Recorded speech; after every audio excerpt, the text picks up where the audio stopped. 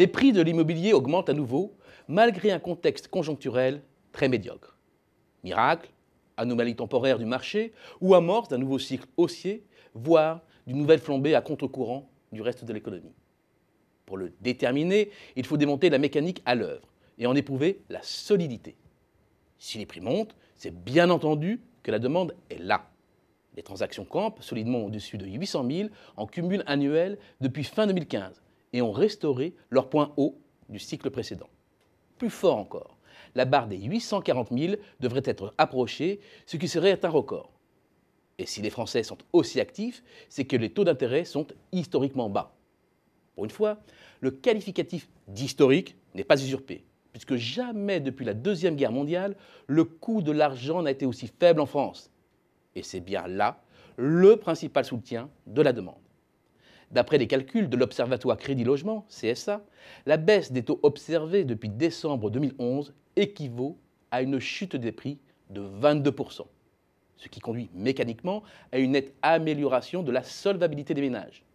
Une amélioration générale, car tous les prêts sont concernés par la baisse des taux, même ceux qui ont les maturités les plus longues.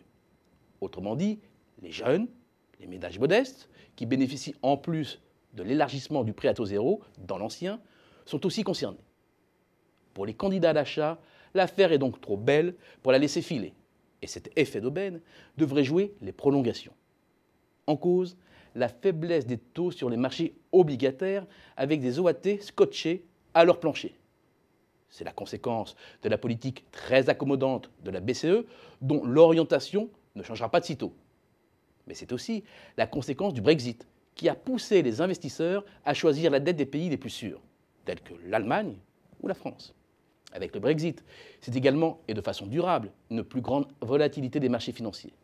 C'est bon pour la pierre, considérée comme une valeur refuge, qui devrait bénéficier d'un afflux supplémentaire d'épargnants désireux de mettre à l'abri leur patrimoine en vue de préparer leur retraite. Et cet actif, les particuliers comme les promoteurs, sont prêts à l'acquérir à un prix majoré, car même à un prix élevé, son rendement, autrement dit pour faire bref, les loyers diminués des coûts liés à la propriété rapportés à la valeur actuelle du bien, superforment les rendements des autres actifs, aussi bien en niveau qu'en stabilité. Autre facteur de soutien, l'attitude des banques.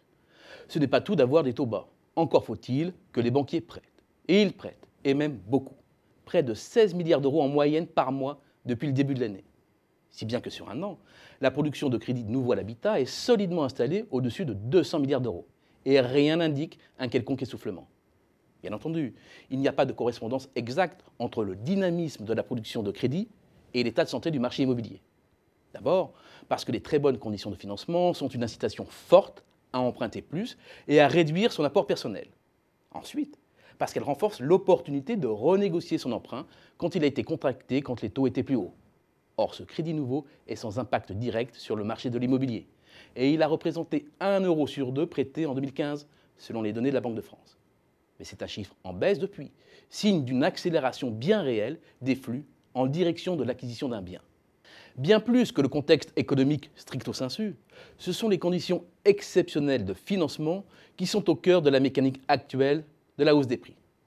Cela devrait rendre très prudent sur la suite des événements, mais à l'horizon 2017, difficile de croire que la roue va tourner.